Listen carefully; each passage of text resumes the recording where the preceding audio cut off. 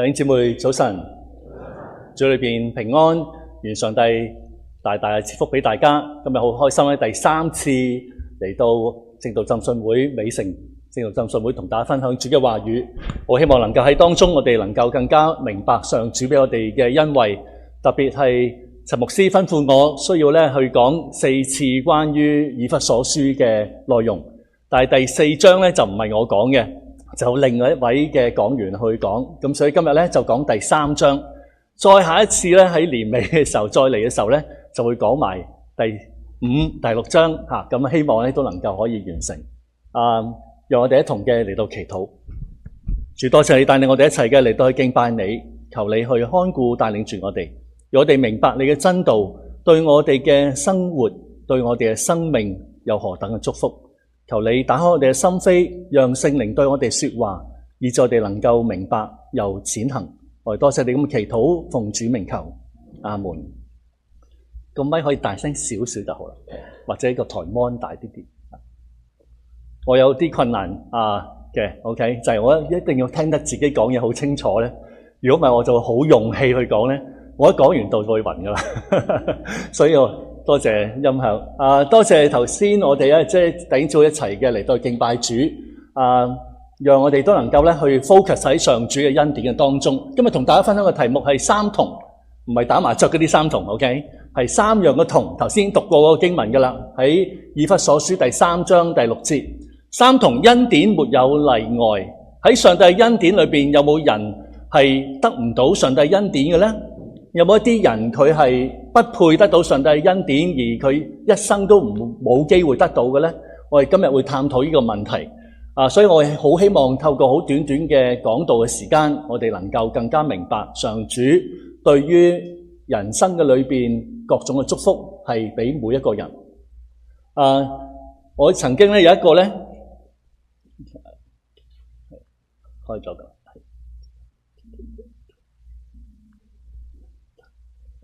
電腦嘅嘢就係咁噶啦 ，OK。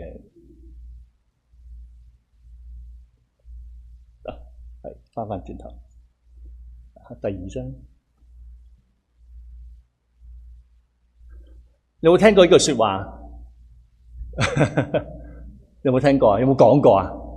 有可能都有喎。多佢一個唔多，下一句係少佢一個唔少。咁呢句說話咧翻轉頭係。我唔知我呢個控制到嘅。好。呢句說話咧喺邊一度講過聽過咧？喺你人生裏邊有冇同人講過咧？多呢一個唔多，少呢一個唔少，都幾絕㗎呢句說話，啱唔啱啊？代表咗一種關係嘅斷裂。我喺神學院聽過。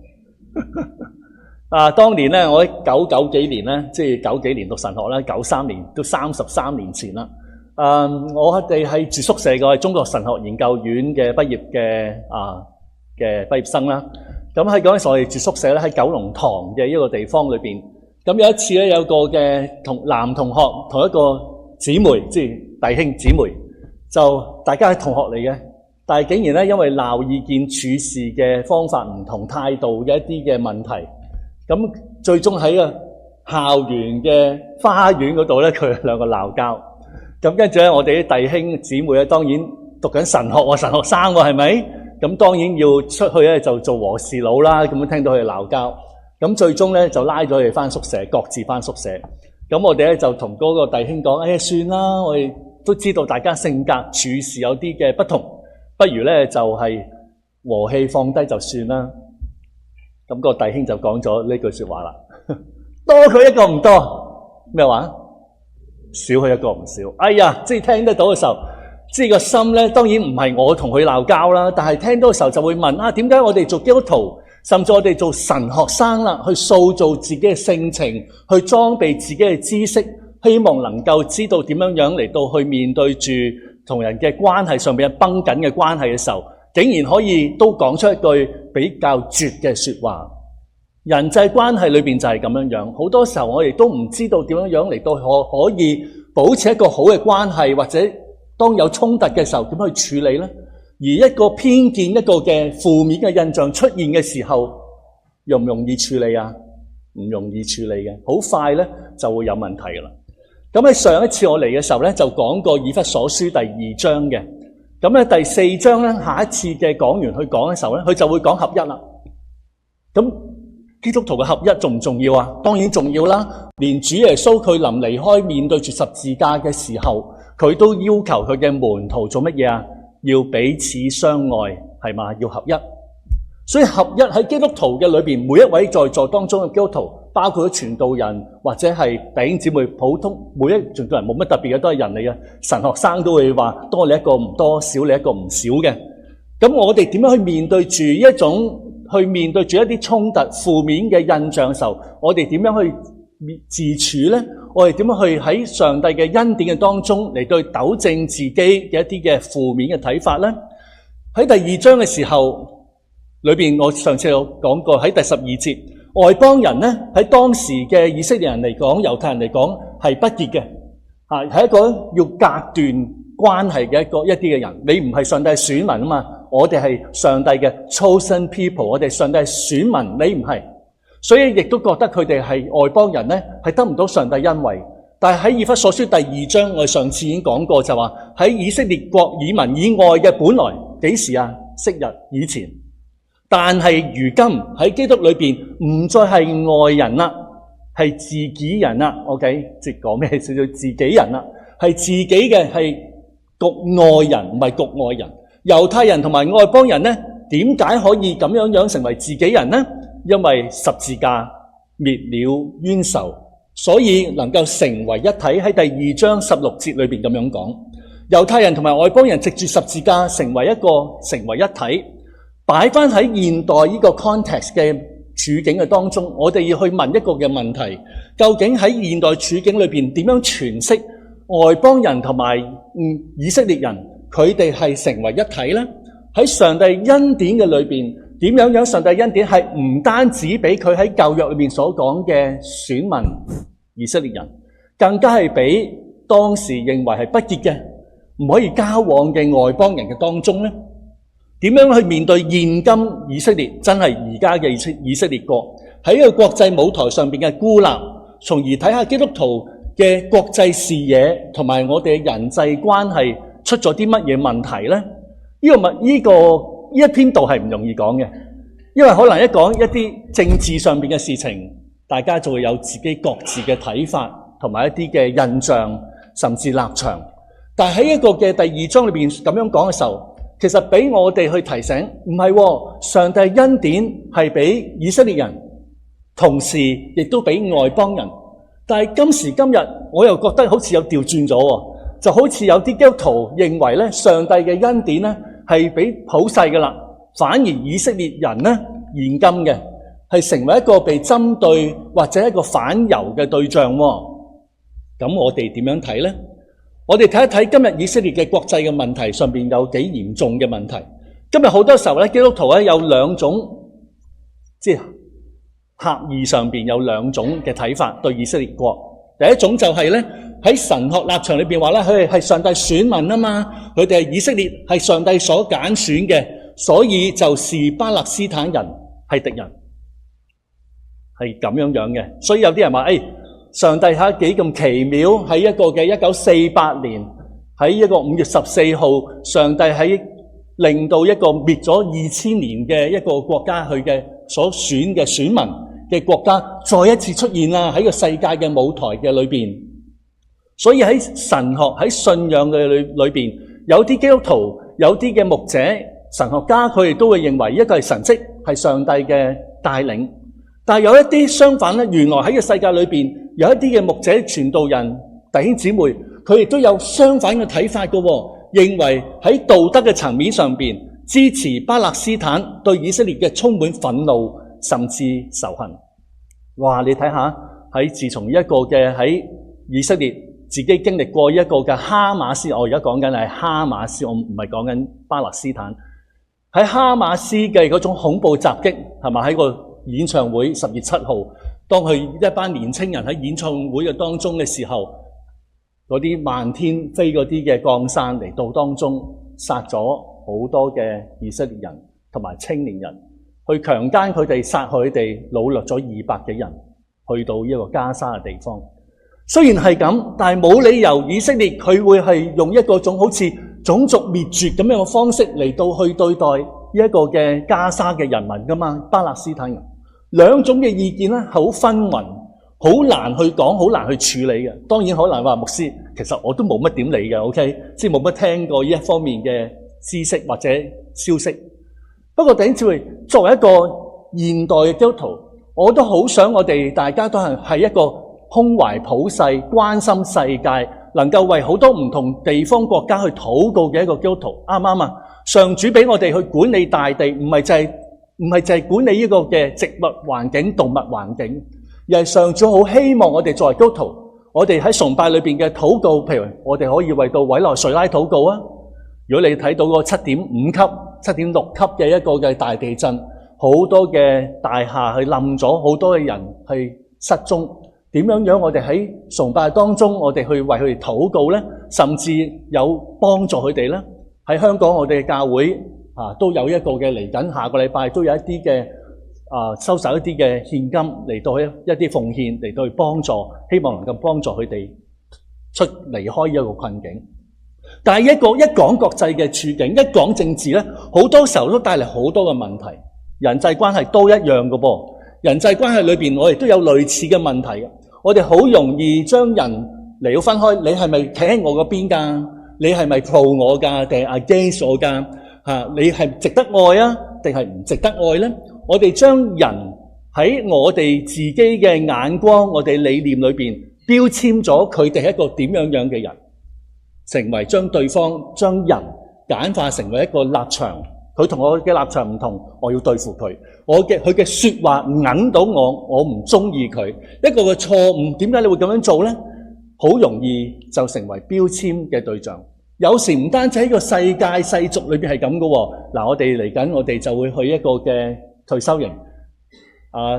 同工話俾我聽，位係有限嘅，要快啲報名係嘛？咁咧，李適清博士咧就講呢個職場神學嘅使命，職場嘅使命。係咪喺職場係咁咯？好容易有敵對嘅關係喎。有時喺家庭裏邊都係咁咯，有時喺教會裏邊都係咁咯。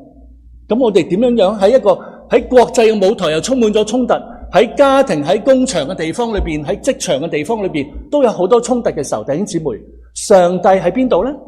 上帝當我哋翻到嚟崇拜嘅時候，我哋離開呢個禮拜堂嘅時候，翻到工作嘅地方，翻到家庭裏邊，我哋點樣去面對住我哋心裏邊嗰種嘅苦澀同埋仇恨呢？非常唔容易嘅處理嘅事情。所以今日我好希望能夠透過頭先嘅經文裏邊講嘅一個單一嘅信息，就係上帝恩典係冇例外嘅。若有，咁嗰個就唔係恩典啦。咩意思呢？即係話上帝恩典係俾所有人嘅。俾你，俾我，俾你唔中意嗰個，俾你唔中意嗰個國家，俾你唔中意嗰個政客，俾你唔中意嗰個嘅人，嗰個親戚，嗰個特別嘅唔喜歡嘅人。上帝恩典係冇例外嘅。不過有時我哋自己內心將上帝恩典、上帝十字架俾我哋嘅恩典綁咗喺我哋自己嘅範圍。嗱，上帝恩典係喺呢一度嘅，出唔到去嘅。今日嘅信息就係話唔係，上帝恩典係俾所有人，就算你唔喜歡嘅，上帝亦都可以俾機會去祝福佢，正如上帝俾機會我哋得到上帝嘅祝福一樣。咁呢一個當然唔係一個容易嘅課題啦，啱唔啱啊？係好困難嘅。譬如話今日所讀經文21節嘅裏邊所講嘅，喺以弗所書第3章裏邊話，保羅喺度所講嘅第2節，上帝係令到佢深知道一個福音嘅奧秘。多謝頭先領師都同我哋再讀嗰3章第6節，係嘛？福音嘅奧秘喺第6節裏邊講嘅係乜嘢咧？一陣會讀到嘅，就係個奧秘就係深深了解基督嘅奧秘，又係福音嘅奧秘，又係基督嘅奧秘。咁當然上帝嘅奧秘唔係就係得一樣啦，但係對於有邊啲人係可以得到上帝嘅拯救救恩，呢一個奧秘喺以前係唔知嘅，以前就認為只係喺以色列人嘅當中。而家喺以弗所書第3章就好清楚咁樣講咗出嚟，呢個奧秘係乜嘢咧？第5節，這奧秘喺以前嘅世代冇令到人知道，但係如今藉住聖靈向佢嘅聖使同埋先知啟示一樣。第6節係乜嘢？一齊讀好嘛？準備1、2、3。就是外邦人在基督耶穌裏藉着福音得以同為後嗣，同為一體，同為蒙應許的人。哇！上帝嘅恩典係冇例外噶，唔係就係俾以色列人噶，唔係就係俾我哋喜歡嘅人，唔係就係俾嗰啲我哋認為配得嘅上帝恩典人，唔係。上帝恩典係俾所有嘅人，包括外邦人，喺邊度啊？喺基督耶穌裏邊。只要嗰個人佢全心嘅悔罪，只要嗰個人去接受福音，成為佢人生裏邊改變咗佢人生嘅一個嘅好消息嘅時候，佢就能夠得到上帝嘅恩典，成為三個同，所以三同，同為後嗣，同為一體，同蒙應許。呢一個係好重要嘅。咁喺後來嘅第8節裏邊就咁講啦。保羅佢話咧，你睇下，我係喺眾聖徒當中係最少嘅話，比最細嘅仲細。嗱，當然呢句說話一陣會翻轉頭，佢係一件好從心裏邊。你話唔係？保羅係一個好有學識嘅拉比嚟嘅，係一個師傅嚟嘅。點解佢咁樣講咧？但係佢從一個佢被上主嘅恩典救贖嘅人，每一個基督徒都唔會因為你嘅學歷，都唔會因為你嘅背景，你係乜乜牧師，你係乜乜嘅長老嘅仔女，你係乜嘢嘅領袖，你係咩團契導師，而比別人優越嘅。反而一個基督徒，佢因為深深感受到上帝嘅恩典嘅赦免，佢體會得到我好似保羅所講一樣，佢比眾聖徒最細嗰個嘅仲細。呢種係心裏邊一種好透徹嘅覺悟，亦知道上帝嘅恩典係將基督嗰個測不透嘅豐富咧，俾咗佢，亦都俾咗所有嘅人，包括外邦人。而家呢個嘅好消息，呢個奧秘喺第10節裏邊話，透過教會，即係我哋啦，使天上執政嘅掌權嘅知道上帝百般嘅智慧。唔單止我哋，全世界嘅人，就算你有權力，最有權力嘅人，你都要知道上主嘅恩典係俾萬民嘅。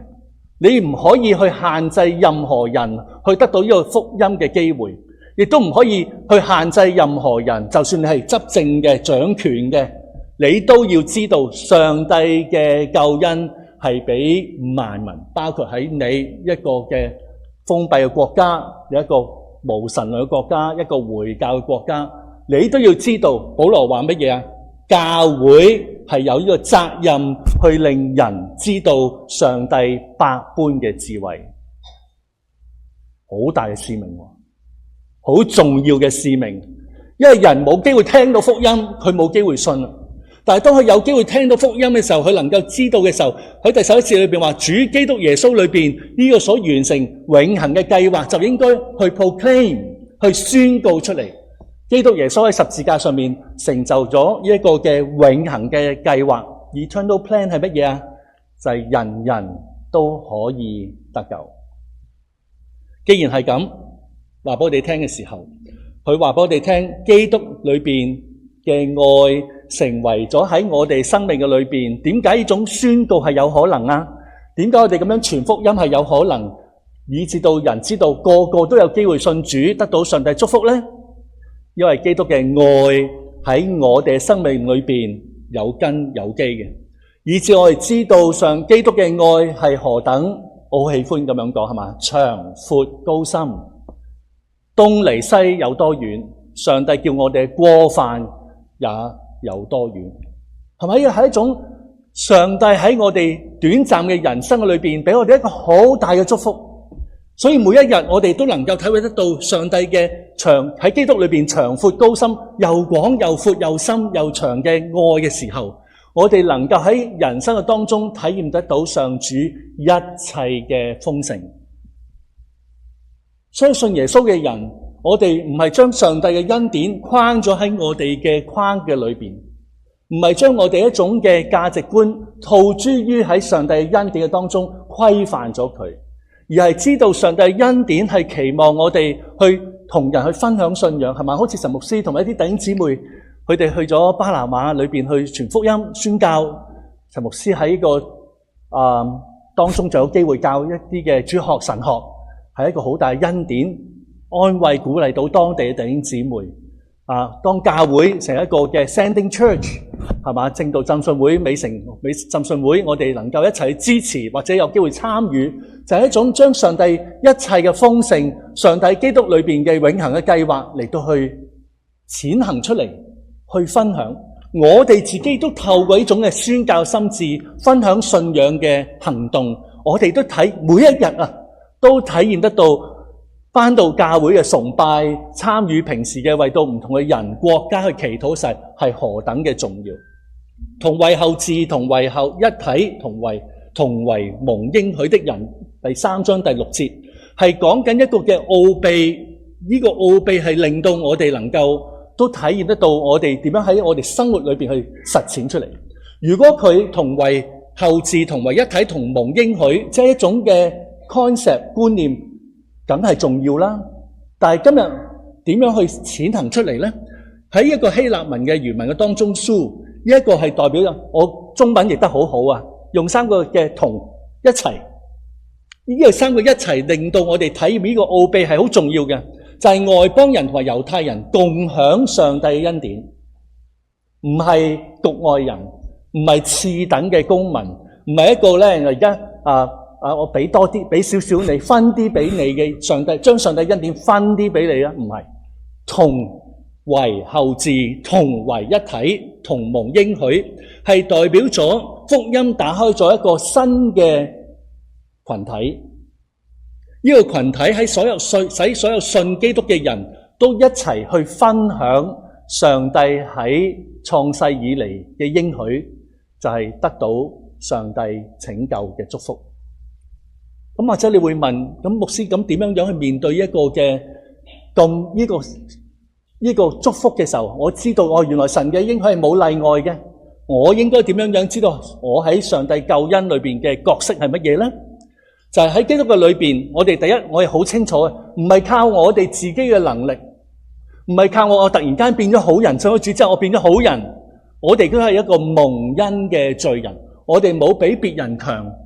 我哋只不過係一個蒙恩嘅罪人受，我哋要記得係十字架拆毀咗隔斷嘅牆，人與人嘅疏離，國與國之間嘅競爭，唔可以靠我哋自己一己嘅認為我可以做好。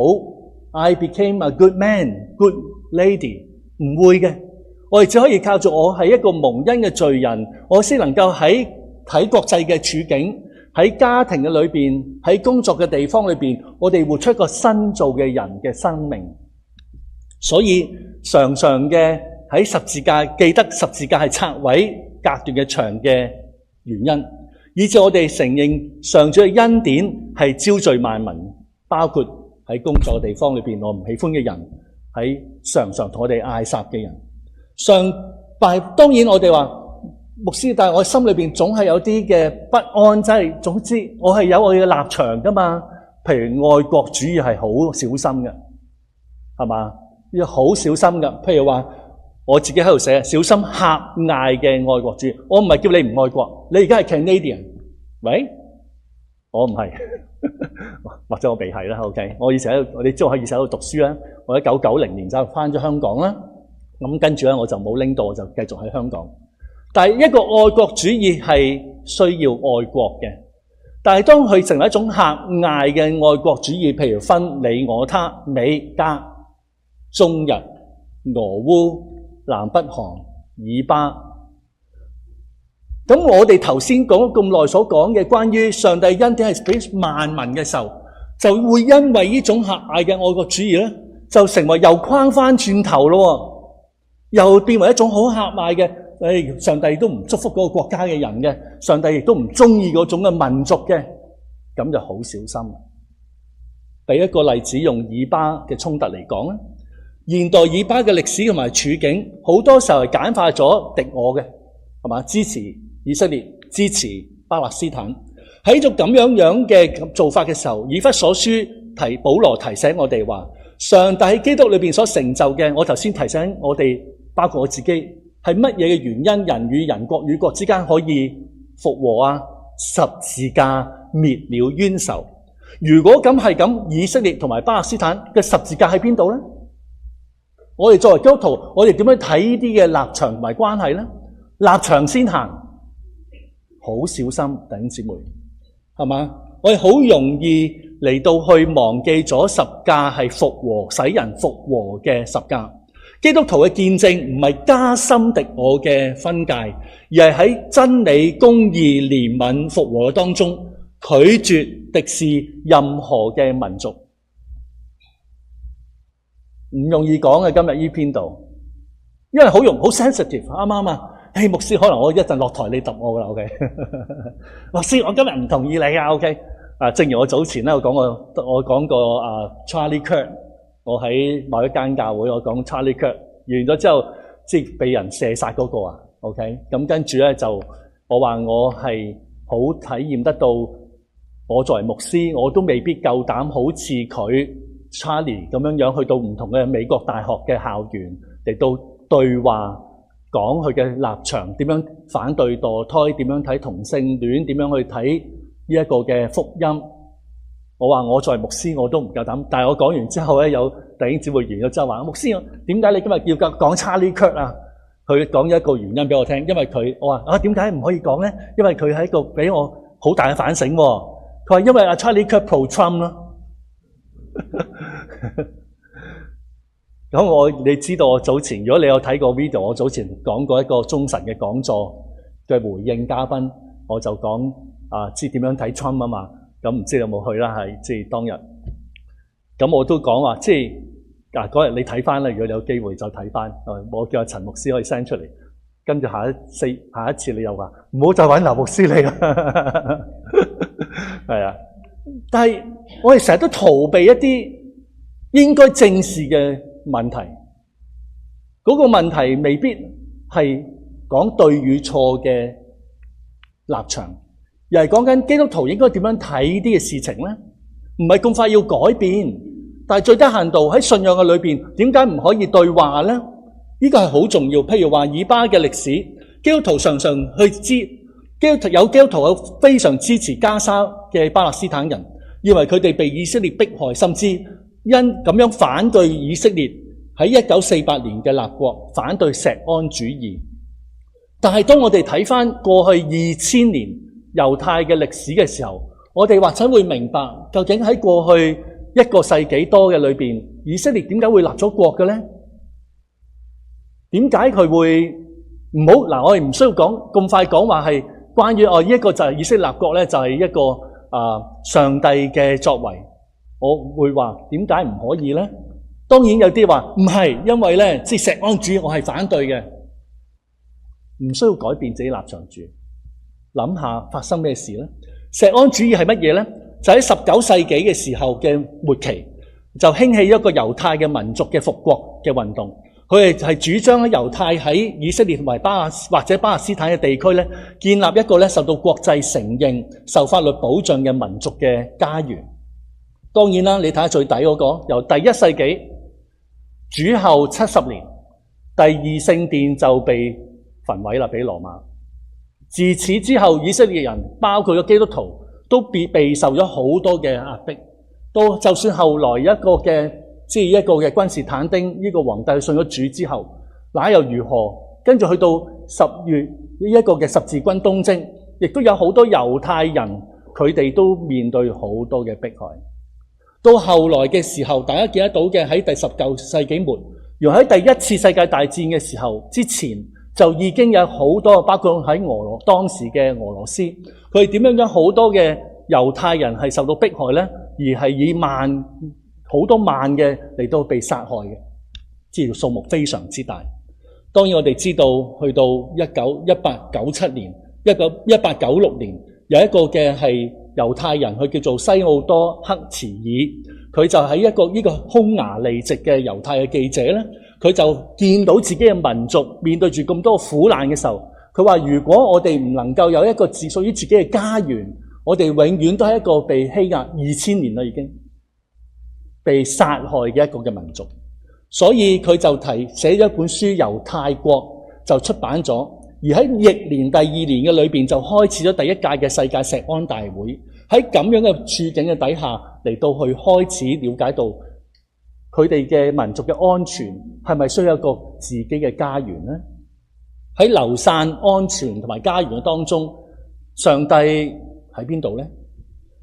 喺個反猶嘅運動嘅當中，真係一種運動，真係一種好恐怖，我個人覺得係一個好恐怖嘅一種嘅思想嚟嘅。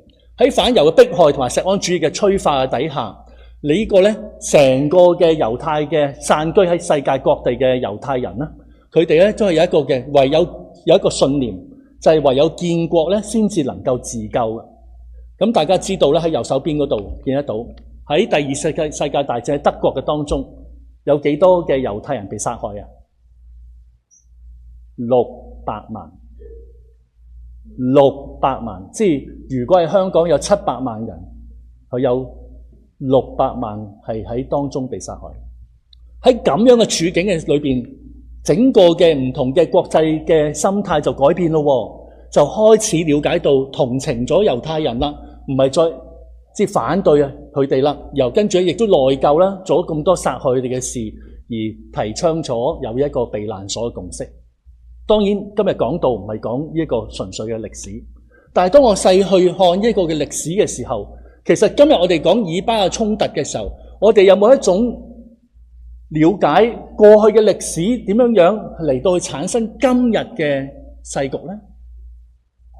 當有好多嘅牧者，當好多嘅唔同嘅基督徒去反對以色列嘅時候，有冇睇得到咁樣樣嘅情況係會帶嚟一個反猶嘅仇恨呢？我成日都問呢個問題，我甚至坐低同佢哋對話傾偈飲咖啡嘅時候，我都直接問佢：你我知道大家都好同情巴勒斯坦人，我都同情，但係我冇理由因為我了解到以色列人過去嘅悲痛嘅歷史，而我唔去同情巴勒斯坦人噶嘛？啱唔啱啊？如果係嗰個基督嘅憐憫嘅時候，所以係咪咁樣講嘅時候，我哋就可以各自係咪各自有各自己嘅痛苦，就可以彼此苦待呢？我問呢個問題，我話 no， 唔係。基督徒應該體貼到巴勒斯坦人喺一個哈馬斯嘅一個嘅恐怖組織嘅當中洗腦，嗰啲小朋友好細個幾歲就已經拎住啲槍，話我要殺猶太人，我要殺猶太人。喺咁嘅處境嘅裏邊，巴勒斯坦點會生出一個和平嘅可能呢？喺猶太人嘅當中不斷係有一個種被周邊嘅鄰國去迫害嘅時候，甚至以核子彈嚟到去威脅嘅時候，佢哋點樣去自己保存自己自身嘅安全呢？喺咁樣嘅局勢裏邊，基督徒，我問呢個問題，基督徒應該點樣去面對咁樣嘅處境？我哋應該點樣自處呢？如果以弗所書第3章裏邊講到明嘅，上帝嘅基督嘅奧秘同埋福音嘅奧秘係俾萬民嘅話，我哋係咪應該成為一個和平之子嚟到去？唔係剔晒，唔係你同我反對，因為我俾你公義，我俾你憐憫，而再睇唔到整個世界都陷喺一種苦難同埋對逆嘅當中，而睇唔到十字架喺世界嘅大局，其實個作用同埋祝福係要透過教會嚟到使執政嘅掌權嘅佢哋明白放下冤仇咧。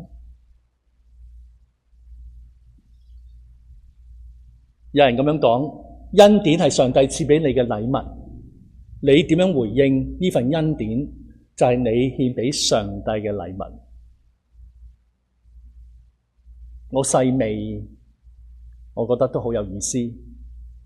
今日我哋唔需要做一個好偏頗嘅人，唔好做一個偏激嘅人，你再能夠可以喺我哋嘅生命嘅裏邊成為別人嘅和平，係嘛？ He is our peace。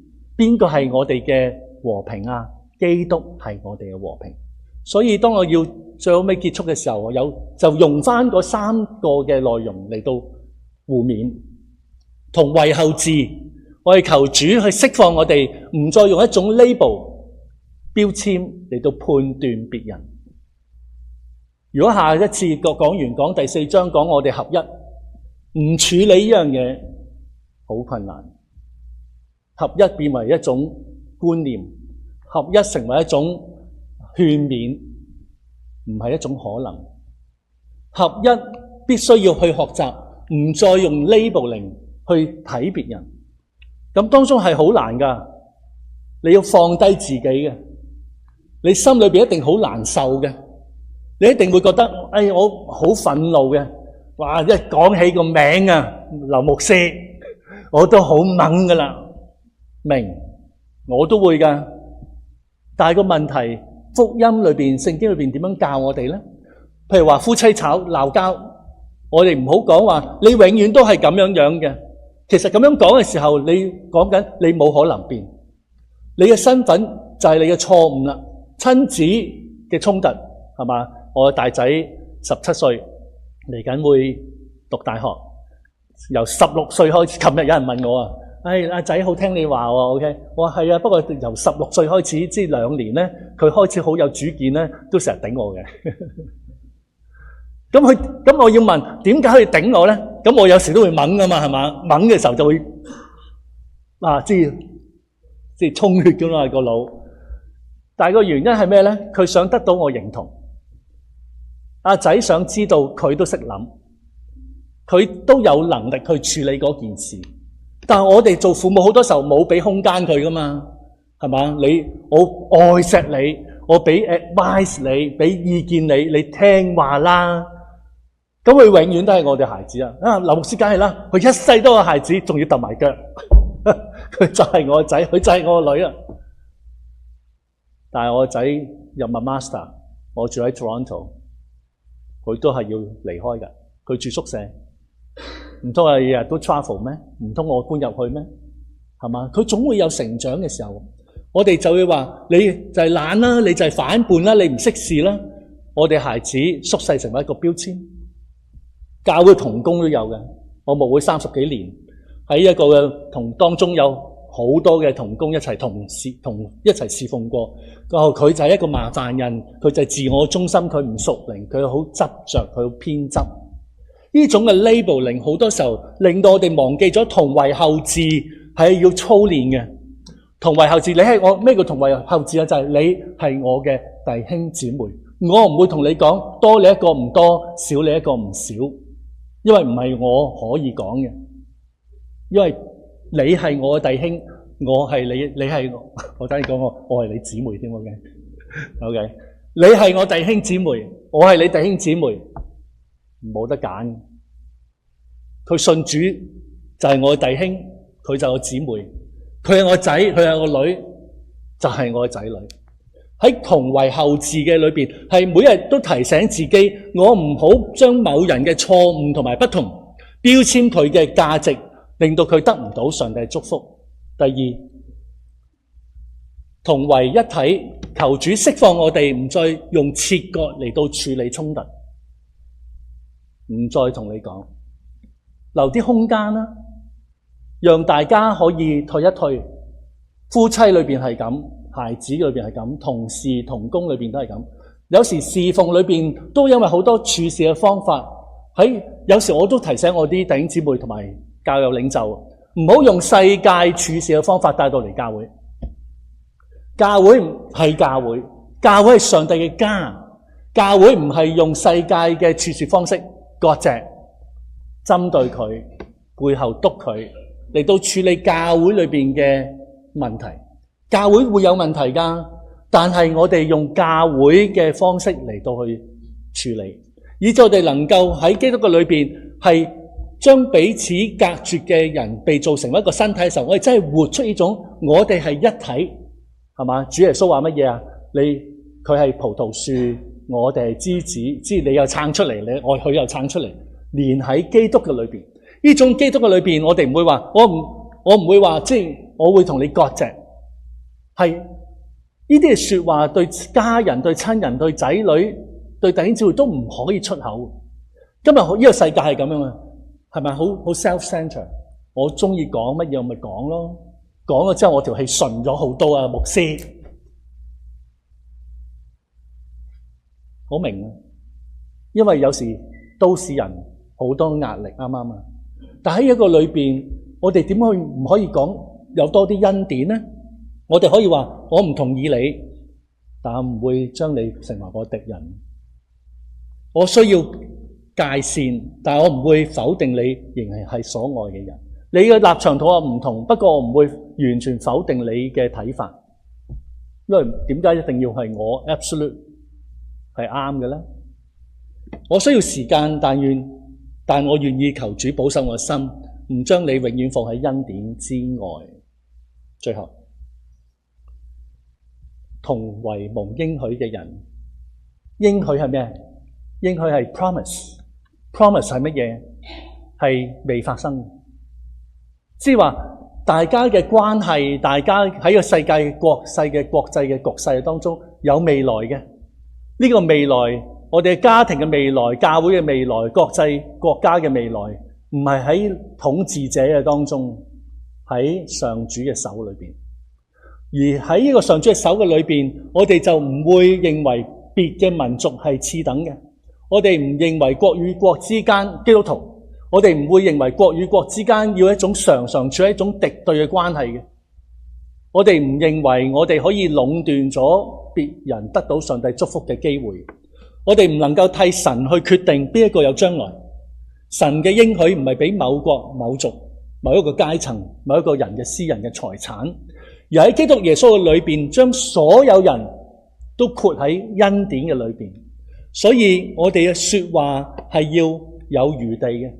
我哋睇國際局勢係唔同嘅，我哋會睇各個民族都陷喺罪與苦嘅當中，以致我哋嘅禱告係好實在嘅嚟到主，求你憐憫巴勒斯坦人，求你去安慰保守以色列人，求你去看待中國人對台灣嗰種嘅敵視，求你去讓到台灣人亦都明白去點樣去面對住中國好想得回呢一個地方嗰種嘅諗法。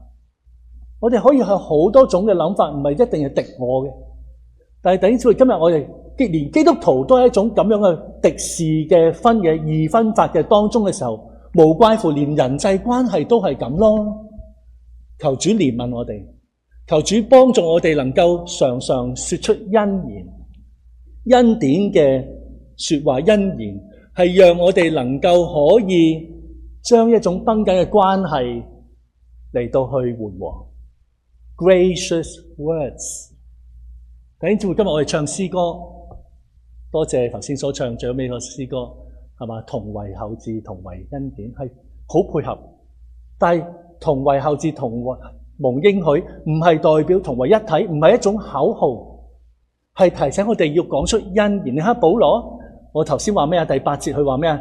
喺眾聖徒當中最細嘅仲細，呢種係一種頓悟，係一種體會得到我喺上帝嘅國嘅裏邊，我係一個卑微嘅人。Who am I？憑乜嘢去大言不慚呢？哦，你係幾十年嘅牧師 ，so what？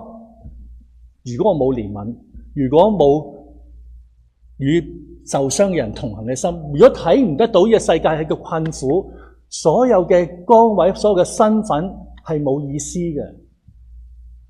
唯有好似保羅所講嘅，我哋係比眾聖徒中最小嘅還少，但係我哋卻係領受咗測不透嘅豐富，就係上帝嘅恩典，係透過深知自己不配嘅人去將呢個福音去宣揚。